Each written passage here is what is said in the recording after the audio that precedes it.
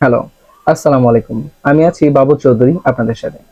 আমি আজকে আপনাদেরকে ব্রাদার S-7250 এই মেশিনটাকে কিভাবে ফুল কমপ্লিটলি মনিটরটাকে রিসেট দিতে হয় সেটা আজকে আপনাদেরকে দেখানোর চেষ্টা করব এই ভিডিওতে।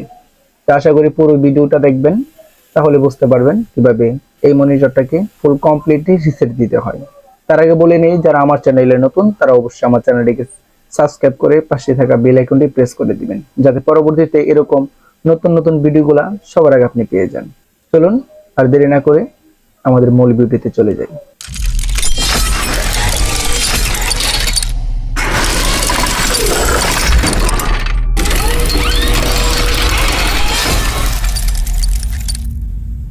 ওকে, এই মেশিনটাকে যদি আমরা ফুল কমপ্লিটলি রিসেট দিতে চাই তাহলে সর্বপ্রথম আমাদেরকে F2 অথবা আমরা যে স্লো স্টিচ দিয়ে মেশিনের শর্টকাট বাটন এটাকে চাপ দিয়ে ধরে নিতে হবে। ধরে তারপরে আমাদের মেশিনের পাওয়ারটিকে অন করে দিতে হবে। 2 সেকেন্ডের মতন অপেক্ষা করতে হবে। তারপর আপনারা মনিটরে এরকম একটা লেখা দেখতে পারবেন, C01, এবং পরের স্ক্রিনে লেখা আছে ALL অল।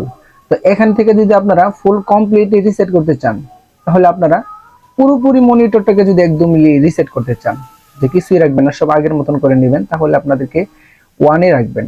ওয়ানে রেখে অলে রেখে তারপর ইন্টার বাটনে চাপ দিয়ে ধরে রাখবেন ম্যাক্সিমাম 5 থেকে 6 সেকেন্ডের মতন। তারপর স্ক্রিনের মধ্যে এরকম এন্ড লেখা দেখতে পারবেন। দেখার পর পরে বুঝতে পারবেন যে আপনার স্ক্রিনটি পুরোপুরি কমপ্লিটলি রিসেট হয়ে গেছে।